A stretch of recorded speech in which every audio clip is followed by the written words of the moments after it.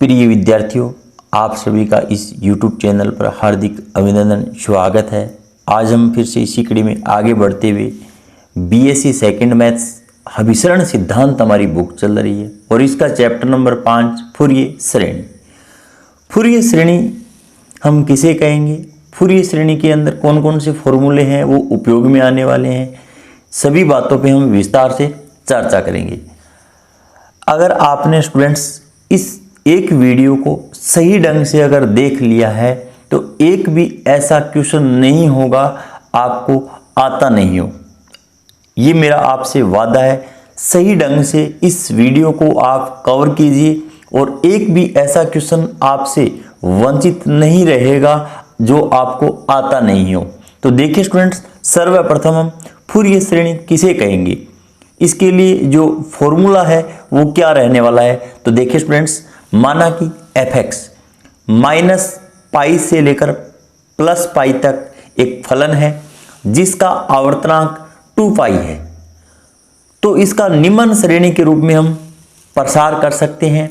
यही फॉर्मूला इसके अंदर महत्वपूर्ण है साथियों।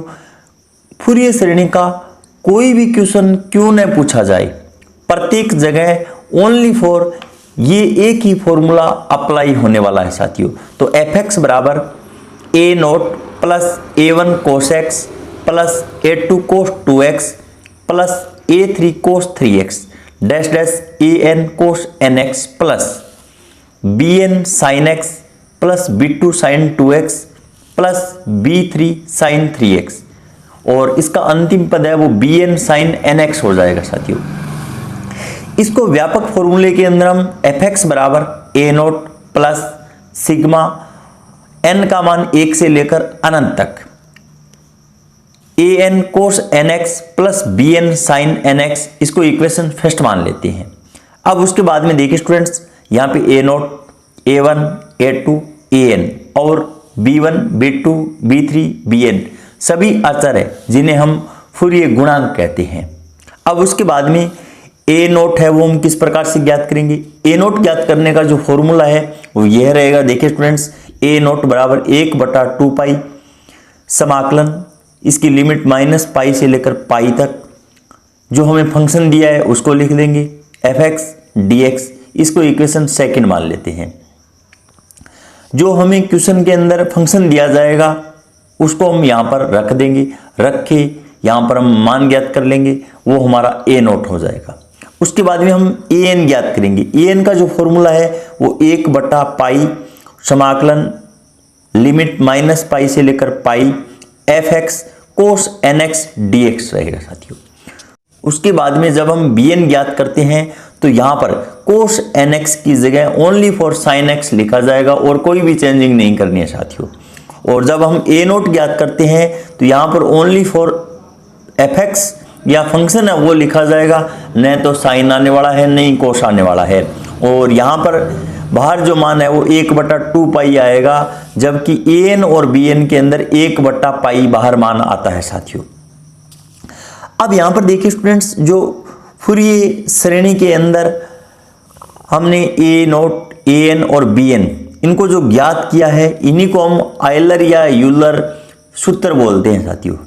आपसे क्वेश्चन ऐसा पूछा जा सकता है, आयलर या यूलर सूत्र लिखिए। तो देखिए स्टूडेंट्स, फूरिये श्रेणी के अंदर जो हमने फूरिये गुणांक है उनके मान जो निकाले हैं उन्हीं को हम आयलर या यूलर सूत्र कहते हैं। उसके बाद में जब हम क्वेश्चन हल करेंगे तो कुछ महत्वपूर्ण जो सूत्र है उनका उपयोग होने वाला है। तो देखिए स्टूडेंट्स, कुछ लिमिट से संबंधित समाकलन के अंदर प्रॉपर्टीज है, उनका पहले सर्वप्रथम हम अध्ययन कर लेते हैं। तो देखिए स्टूडेंट्स, a से b fx dx, उस समाकलन के अंदर कोई मान दिया हुआ है, उसको अगर मैं y के टर्म के अंदर लिखता हूं तो यहां पर लिमिट पे कोई भी प्रभाव नहीं पड़ेगा साथियों। सेकंड, यहां पर सूत्र देखिए, a से b fx dx, तो यहां पर अगर मैं लिमिट b से a करता हूं तो यहां पर ऋणात्मक चिन्ह है, उसको हम बाहर लिख लेते हैं। उसके बाद में देखिए स्टूडेंट्स, अगर कोई भी समाकलन की लिमिट a से b fx dx, अगर हमें कोई यहाँ पर फंक्शन दिया हुआ है और उसकी लिमिट a से b है, तो उस लिमिट को हम a से c और c से b तक हम दो भागों के अंदर तोड़ सकते हैं। उसके बाद में जो चौथा सूत्र देखिए स्टूडेंट्स, अगर लिमिट 0 से a तक है और fx dx कोई फंक्शन दिया हुआ है तो यहां पर हम इसको 0 से a f a minus x dx इस रूप में भी लिख सकते हैं साथियों। जो हमारी लिमिट है उस लिमिट में से यहाँ पर जो फंक्शन के अंदर जो मान दिया है उसमें से हम घटा के यहाँ पर इस तरीके से लिख सकते हैं। 5 number formula very very important formula है साथियों, प्रत्येक क्वेश्चन में लगभग काम आने वाला है। अगर हमारी लिमिट माइनस ए से लेकर प्लस ए तक है और यहाँ पर कोई फंक्शन दिया हुआ है और हमारे पास फंक्शन अगर विषम है, विषम फलन है, तो उसका मान साथियों 0 आने वाला है। अगर सम फलन है तो यहां पर देखिए स्टूडेंट्स, लिमिट 0 से लेकर a तक हो जाएगी और 2 बाहर लिख देंगे और fx और dx लिख देंगे। अब सम और विषम फलन को हम विस्तार से समझते हैं। मान लीजिए हमारे पास कोई फलन है, वो दिया हुआ है। फलन के अंदर अगर हम x की जगह माइनस एक्स पुटअप करते हैं और हमारा रिजल्ट माइनस fx बनता है तो उसको हम विषम फलन बोलते हैं। और x की जगह माइनस एक्स रखने पे वापिस हमारे पास fx अगर मिल जाए तो उसको हम सम फलन बोलते हैं। fx बराबर x एक विषम फलन है, क्योंकि x की जगह हम माइनस एक्स पुटअप करते हैं तो यहाँ पर माइनस एक्स बनता है, माइनस एक्स बनता है तो ये एक विषम फलन है।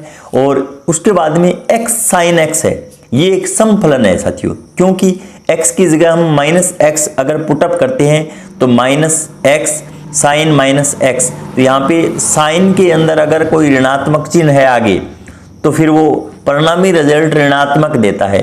लेकिन कोस के अंदर विशेष रूप से आपको ध्यान देना है, कोस माइनस एक्स कोस एक्स होता है साथियों। तो यहाँ पर साइन एक्स है तो यहाँ पर ये जो परिणामी रिजल्ट माइनस देगा और यहाँ पर भी माइनस है तो माइनस और माइनस प्लस हो जाएगा, वापिस एक्स साइन एक्स मिलने वाला है। तो ये एक सम फलन है साथियों। 6 नंबर सूत्र देखिए स्टूडेंट्स, 0 से लेकर 2a तक लिमिट है, fx dx है तो इसको हम यदि 2a माइनस एक्स अगर फंक्शन के अंदर ऑपरेट करते हैं तो उसका मान माइनस fx अगर आता है तो इसका रिजल्ट 0 आएगा साथियों।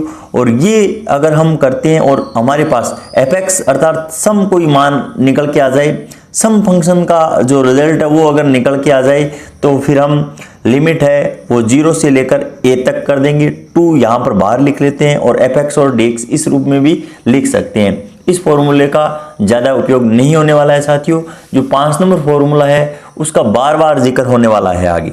अगला सूत्र देखिए स्टूडेंट्स, साइन एन पाई है उसका मान 0 होता है। साइन एन पाई कितना होता है? 0 होता है। जबकि कोस एन पाई का जो रिजल्ट है वो -1 की पावर n होता है साथियों। में 9 नंबर सूत्र देखिए स्टूडेंट्स, समाकलन e की power ax sine bx dx बराबर e की पावर ax और मेन बट्टे के अंदर a square plus b square into a sine bx minus b cos bx।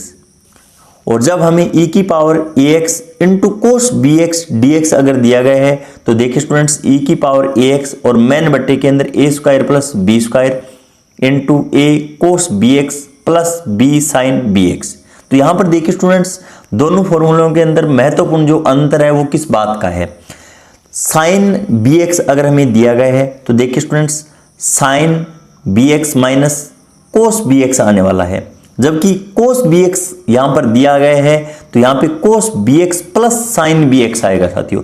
यहां पर a है तो यहां पर भी a है, यहां पर b है तो यहां पर भी क्या है? b है। और ये रिजल्ट भी दोनों जगह क्या है? सेम है। लेकिन साइन bx के अंदर साथियों ऋणात्मक चिन्ह आएगा यहाँ पे और कोस bx के अंदर धनात्मक चिन्ह आने वाला है। अब उसके बाद में नंबर मैंने फॉर्मूला यहाँ पर लिख रखा है। इस फॉर्मूले का भी क्वेश्चनों के अंदर बार बार जिक्र होने वाला है। 2 sine a into cos b, इसका जो फॉर्मूला रहेगा वो sine a plus b plus sine a minus b।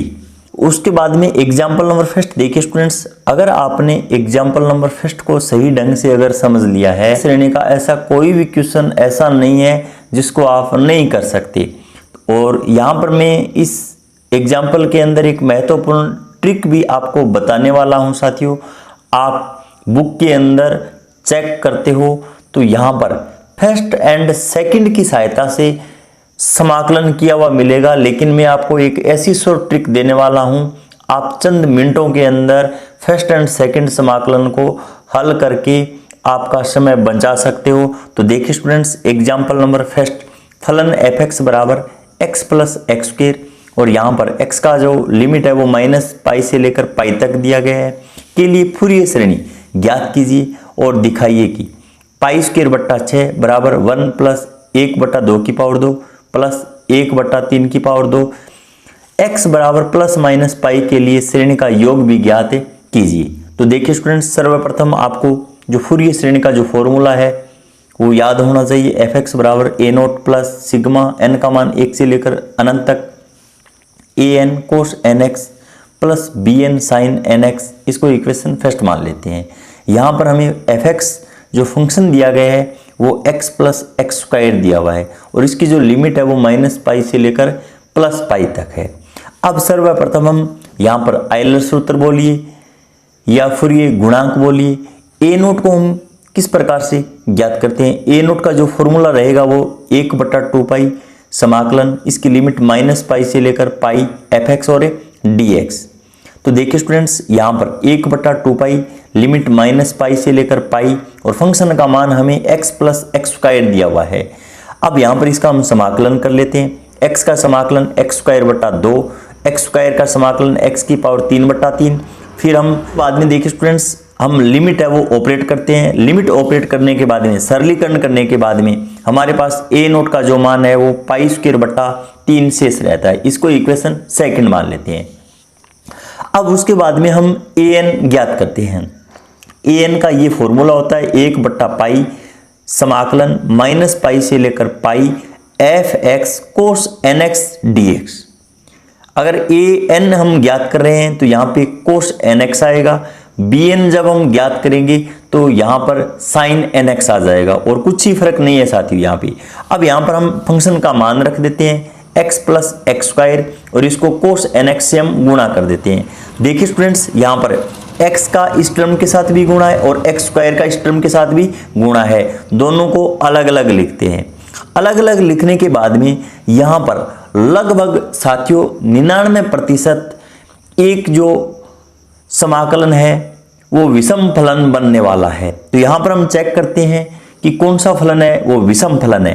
तो यहाँ पर f माइनस एक्स की जगह हम -x रखते हैं। रखने के बाद में देखिए स्टूडेंट्स, x cos nx अपना जो रिजल्ट है वो -f(x) देता है, क्योंकि x की जगह -x रखने पे -x, और cos n और -x ये रिजल्ट cos nx ही होता है साथियों। cos cos थीटा होता है, तो यहाँ पर ये रिजल्ट अपना ऋणात्मक देगा। तो ये पूरा का पूरा एक विषम फलन है, और विषम फलन होने की वजह से इसका परिणामी रिजल्ट 0 आएगा साथियों।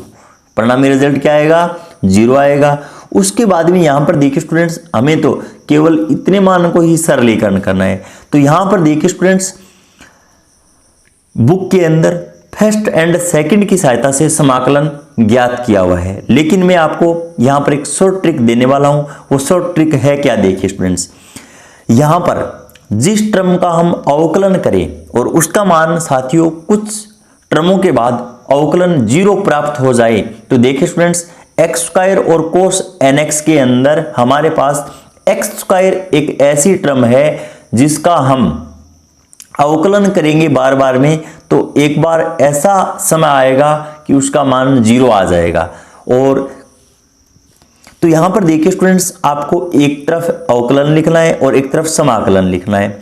अवकलन के अंदर आपको एक्स स्क्वायर लिखना है और समाकलन के अंदर आपको कोस nx लिखना है। लिखने के बाद में एक्स स्क्वायर का हम अवकलन करते हैं तो 2x आ जाता है, 2x का दोबारा करेंगे तो 2 आ जाता है, 2 का दोबारा करेंगे तो 0 आ जाता है साथियों। 0 हमें प्राप्त हो चुका है। अब कोस nx का हम समाकलन करते हैं तो साइन nx बट्टा n आ जाता है। फिर इसका दोबारा समाकलन करते हैं तो माइनस कोस nx बट्टा n स्क्वायर आ जाता है। फिर से इसका समाकलन करते हैं तो माइनस साइन nx बट्टा n की पावर 3। यहाँ पर 0 के सिद्ध में इस तरीके से मान प्राप्त हो जाने के बाद में आपको एक मान यहाँ पे छोड़ देना है, बाकी यहाँ पर प्रत्येक लाइन के अंदर नीचे दो दो मान आ जाने चाहिए। तो यहाँ पर इस लाइन के अंदर 2 मान आ चुके हैं, इसके अंदर भी 2 मान और इसके अंदर भी 2 मान आ चुके हैं। अब उसके बाद में प्रथम लाइन के आगे प्लस चिन्ह, द्वितीय के आगे माइनस, फिर तृतीय के आगे प्लस, इस तरीके से आगे और टर्म हो तो प्लस माइनस इस तरीके से हम लिख लेते हैं। अब देखिए स्टूडेंट्स, इस टर्म और इस टर्म को हम गुणा कर देते हैं। तो यहां पर सर्वप्रथम प्लस प्लस प्लस प्लस आएगा और एक्स स्क्वायर इंटू इस टर्म को लिख देंगे। उसके बाद में माइनस इंटू प्लस माइनस और माइनस इंटू माइनस प्लस हो जाएगा, इन दोनों का गुणा करके लिख देते हैं। फिर आगे प्लस प्लस माइनस माइनस आ जाएगा, इस टर्म और इस टर्म को हम गुणा कर देते हैं। तो यही टर्म आपको प्राप्त होने वाली है। प्राप्त हो जाने के बाद में हम एक प्रॉपर्टी ये भी जानते हैं, या समाकलन के अंदर लिमिट के अंदर एक प्रॉपर्टी ये भी होती है कि अगर लिमिट माइनस पाई से लेकर पाई तक है तो उस लिमिट को हम 0 से लेकर पाई तक कर सकते हैं, लेकिन वहां से हम समाकलन के आगे 2 लिख देते हैं। तो यहां पर 2/पाई और सेम मान और लिमिट 0 से पाई हो जाएगी साथियों। उसके बाद में हम यहां पर सर्वप्रथम ऊपरी लिमिट ऑपरेट करते हैं, उसके बाद में हम निम्न लिमिट ऑपरेट करेंगे। ऊपरी लिमिट ऑपरेट करने पे यहां पर देखिए स्टूडेंट्स, साइन एन पाई का मान हमने कुछ महत्वपूर्ण सूत्रों के अंदर पढ़ा है 0 होता है, जबकि कोस एन पाई है उसका रिजल्ट -1 की पावर n होता है। तो यहां पर देखिए स्टूडेंट्स, लिमिट ऑपरेट करने के बाद में जो हमारे पास परिणामी रिजल्ट बचता है वो क्या बचता है। तो यहां पर आप देख सकते हो साइन एन पाई 0, कोस एन पाई -1 की पावर n होता है। यहां पर लिमिट ऑपरेट करने के बाद में an बराबर 4/n² और -1 की पावर n, इसको हम इक्वेशन 3 मान लेते हैं। उसके बाद में देखिए स्टूडेंट्स, bn बराबर ये फॉर्मूला होता है 1/पाई समाकलन लिमिट -पाई से लेकर पाई fx साइन nx dx। यहां पर fx का जो मान है वो x + x² और साइन nx और dx। अब यहां पर देखिए स्टूडेंट्स, x का इसके साथ भी मल्टीप्लाई है और x² का इसके साथ भी मल्टीप्लाई है।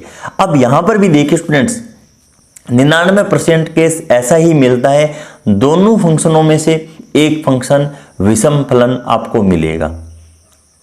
सदैव जरूरी नहीं है, लेकिन लगभग फूरियर श्रेणी के अंदर ऐसा ही होता है। तो यहां पर देखिए स्टूडेंट्स, इस फंक्शन के अंदर अगर हम x की जगह -x अगर ऑपरेट करते हैं तो देखिए स्टूडेंट्स, यहां पर स्क्वायर होने की वजह से -x का स्क्वायर पॉजिटिव आएगा, लेकिन यहाँ पे साइन nx है तो ये अपना मान ऋणात्मक देगा। इसकी वजह से ये विषम फलन है और विषम फलन का मान क्या होता है साथियों, 0 होता है। इसका मान तो 0 हो चुका है, इसका मान है वो तो 0 हमें मिल चुका है, लेकिन इसको हमें सरलीकरण करना होगा। x साइन nx dx ये एक सम फलन है और इसकी सर्वप्रथम लिमिट चेंज कर लेते हैं 0 से लेकर पाई तक। यहां पर लिमिट हम जब सूत्र की सहायता से चेंज करते हैं 0 से लेकर पाई, तो यहाँ पे 2 आगे लिख देंगे तो 2/पाई और x साइन nx और dx आ जाएगा। अब देखिए स्टूडेंट्स, आपको यहाँ पर फर्स्ट एंड सेकंड की सहायता से समाकलन नहीं करना है, आपको शॉर्ट ट्रिक लगानी है। एक तरफ अवकलन, एक तरफ समाकलन।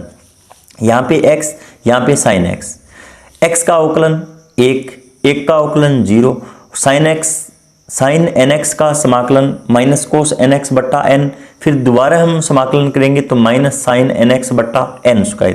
फिर वही आपको लाइन खींचनी है, एक मान इधर यहाँ पे खाली बचना चाहिए और बाकी प्रत्येक लाइन के अंदर 2 एलिमेंट है वो यहाँ पे नीचे आएंगे। अब यहाँ पे प्लस, यहाँ पे माइनस। यहाँ पर इस लाइन के अंदर जितने भी मान हैं इनको हम मल्टीप्लाई करवा देते हैं और इनके नीचे भी हम जितने भी मान हैं उनको भी इस लाइन के नीचे भी जितने भी मान हैं उनको भी हम मल्टीप्लाई करवा देते हैं। करवाने के बाद में देखिए स्टूडेंट्स, ये रिजल्ट हमारे पास शेष रहता है। अब यहाँ पर अपर और निम्न लिमिट को हम ऑपरेट कर देते हैं। लिमिट ऑपरेट करने के बाद में यहाँ पर देखिए स्टूडेंट्स, -पाई कोस n/n प्लस साइन n/n² और यहाँ पर निम्न लिमिट ऑपरेट करेंगे तो यहाँ पे 0 और साइन 0 भी क्या होता है 0, तो इसको ऑपरेट करने पे लिखने की कोई आवश्यकता नहीं है। अब उसके बाद में देखिए स्टूडेंट्स साइन एन पाई है वो भी 0 होता है, लेकिन कोस एन पाई है उसका मान -1 की पावर n होता है, तो इस मान को ही केवल लिख लेते हैं। बी एन बराबर यहाँ पे -2/n -1 की पावर n, ये मान हमें बी एन का प्राप्त हो जाता है। इसको इक्वेशन 4 नाम दे देते हैं। अब उसके बाद में ए note A N B N के जो मान है वो समीकरण हम फर्स्ट के अंदर पुटअप कर देंगे। तो देखिए स्टूडेंट्स जो फंक्शन का मान है वो हमें x + x² दिया हुआ है बराबर ए नोट का मान π² हमने ज्ञात किया है प्लस सिग्मा n का मान 1 से लेकर अनंत तक। यहाँ पे ए नोट का मान पुटअप कर देते हैं और यहाँ पर बी एन का मान है वो पुटअप कर देते हैं। कोस nx का कोस nx और साइन nx का nx जो का त्यों यहाँ पे लिखा हुआ है। अब उसके बाद में यहाँ पर देखिए स्टूडेंट्स n का मान, यहाँ पर हम सिग्मा को खोल लेते हैं। सिग्मा का मान खोलने पे सर्वप्रथम n का मान हम 1 रखेंगे, उसके बाद में 2 रखेंगे, 3 रखेंगे, रखने पे हमारे पास इस प्रकार से एक श्रेणी प्राप्त हो जाती है। अब इसको इक्वेशन नंबर हम 5 बोल देते हैं। अब देखिए स्टूडेंट्स हमें समीकरण नंबर 5 के अंदर क्या करना होगा, हमें मान पूछ रखा है x बराबर ± पाई पे, तो यहाँ पर एक बार हम समीकरण नंबर 5 के अंदर x की जगह पाई पुटअप करेंगे और एक बार हम x की जगह -पाई है वो पुटअप करते हैं। प्लस पाई पुटअप करने पे ये रिजल्ट आएगा साथियों। जहां पर भी आपको इक्वेशन नंबर 5 के अंदर x दिखाई दे वहां पे पाई रख देना और कुछ ही नहीं करना है। पाई रखने पे हमारे पास ये रिजल्ट आएगा साथियों। जब हम सभी मान पुटअप करने के बाद में इसको सरलीकरण करते हैं तो ये इक्वेशन हमें 6 प्राप्त हो जाती है, क्योंकि साइन n पाई 0 होता है और कोस n पाई है वो -1 की पावर n होता है साथियों। जब हम x की जगह -पाई पुटअप करते हैं इक्वेशन नंबर 5 के अंदर तो इक्वेशन नंबर हमें 7 प्राप्त हो जाती है। जब हम 6 और 7 का योग करते हैं तो देखिए स्टूडेंट्स यहाँ पे -पाई और +पाई ये मान तो दोनों कैंसिल हो जाएंगे, पाई² यहाँ पे 2π² हो जाएगा। अब यहाँ पर 6 और 7 का योग करने पे 2π² और +8 और ये रिजल्ट तो दोनों जगह क्या है सेम है, तो यहाँ पर s2 उतार देंगे। अब उसके बाद में देखिए स्टूडेंट्स हमें जो प्रूफ के अंदर पूछा गया है वो π² के बराबर मान पूछा गया है। तो देखिए स्टूडेंट्स यहाँ पर 2π² में से हम 2π² को घटा देते हैं, घटाने के बाद में ये मान आता है। अब देखिए स्टूडेंट्स जो हमें प्रूफ के लिए बोला गया है वैसा बनाने के लिए हम ऊपर और नीचे 2 से मल्टीप्लाई करवा देते हैं, तो यहाँ पे 8 से 8 कैंसिल हो जाएगा, तो यहाँ पर π² बचेगा और इधर ये मान बचेगा। अब देखिए स्टूडेंट्स x बराबर ± पाई पे श्रेणी का योग अगर हमें पूछा है तो आपको इस फॉर्मूले का उपयोग करना है, चाहे क्वेश्चन कौन सा भी क्यों ना हो। 1/2 f -पाई + 0 प्लस f पाई - 0। अगर हम लिमिट h → 0 ले लेते हैं तो -पाई + h और पाई - h इस फॉर्मूले को भी हम यूज में ले सकते हैं, क्योंकि जब हम लिमिट h → 0 लेंगे तो यहाँ पर वापस 0 आ जाएगा साथियों। अब हमें fx का जो मान है वो x + x² दिया हुआ है, लेकिन हम x की जगह -पाई + पाई इसका उपयोग कर रहे हैं। तो यहाँ पर देखिए स्टूडेंट्स एक बार हम x की जगह ये मान सेम टू सेम लिख देंगे, फिर इसका होल स्क्वायर कर देंगे, क्योंकि हमें फंक्शन है वो f(x) बराबर x + x² दिया हुआ है, लेकिन x की जगह अगर मैं -पाई + h रखता हूँ तो देखिए स्टूडेंट्स यहाँ पर भी -पाई + h आ जाएगा और एक बार -पाई + h का होल स्क्वायर आ जाएगा। और उसके बाद में आगे जो x की जगह मान मैंने यहाँ पर लिया है वो पाई - h लिए, तो सेम काम यहाँ पर भी कर देंगे। करने के बाद में जो टर्म कैंसिल हो रही है उनको हम कैंसिल कर देते हैं और लिमिट h → 0 है तो h को तो लिखने की कोई आवश्यकता ही नहीं है। अब यहाँ से देखिए स्टूडेंट्स -पाई से +पाई को कैंसिल कर देंगे और π² 2π² आ जाएगा, 2 से 2 कैंसिल हो जाएगा। तो श्रेणी का योग है वो x बराबर ± पाई पे π² हमें प्राप्त हो जाता है। इस प्रकार मैं आशा और उम्मीद करता हूँ कि 5 का ऐसा कोई भी क्वेश्चन नहीं है जो आप स्वयं हल नहीं कर सकते। अगर आपने इस वीडियो को सही ढंग से अगर देख लिया है तो प्रत्येक क्वेश्चन को आप भली भांति समझकर आसानी से हल कर सकते हो। इन्हीं शब्दों के साथ जय हिंद, जय भारत।